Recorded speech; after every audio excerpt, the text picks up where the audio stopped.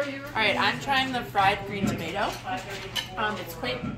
It's quite welcoming with its flavors, very straightforward, but really pairs well together. The fry on the tomato is very light, so with the juiciness of the tomato, it makes it kind of fresh. You don't feel like you're being weighed down. These little tomato chips are quite tasty. They kind of are like chewy in your mouth. The crispy prosciutto balances it out, gives it a little bit more of like a salty tang. And then at the same time, the yogurt coulis balances with that by being kind of creamy and like refreshingly flavored. I have the Foie Gras, and it's with malted milk powder, which is gives it a little extra crunch to the softness of the foie gras. It's very earthy, mild, and then pops with the sesame, the multicolored sesame, the saffron corn gel, and these tapioca chips. It just gives it lots of different textures, flavor, and then this strawberry rhubarb kicks it up. The compote just is like the cherry on top of this dish. This is the Caesar. With the back of house, we'll call it Caesar. Front of house, when we're speaking to guests, we'll call it the petite part of romaine. This is kind of a classic Caesar dressing with that brininess, saltiness, richness. The crunch of the romaine is really nice, and then the brightness of the pickled strawberries comes on strong. It's not sweet so much as pleasantly acidic.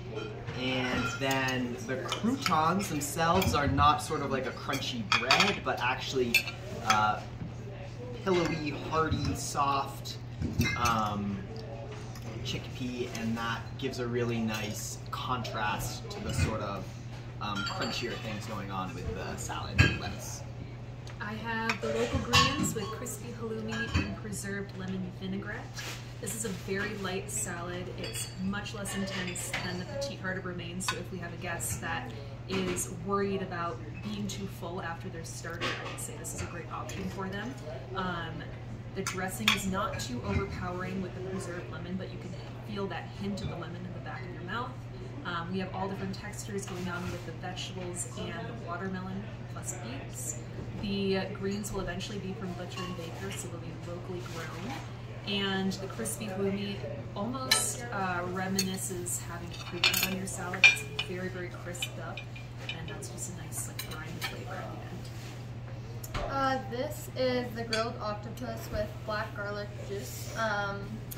The baby corn is very crisp, very refreshing, and the octopus, it's not chewy, it's very tender.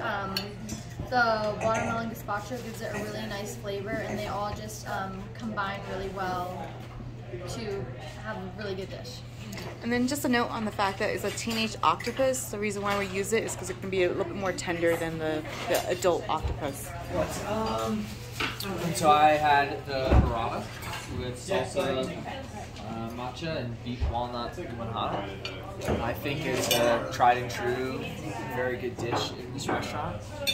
The burrata is a nice portion of burrata. It could be a great shared dish. And then this summer we're serving it with grilled. The menu says grilled flatbread, but it's a naan, and it's got this nice airy to it. I feel like naan, I think, a lot thinner, and this is like a nice thick piece of naan. It's served with a side of crispy artichoke, and I think it's just a very nice dish. The oil's not super over spicy. I think they have just enough to give the burrata a little bit of a kick.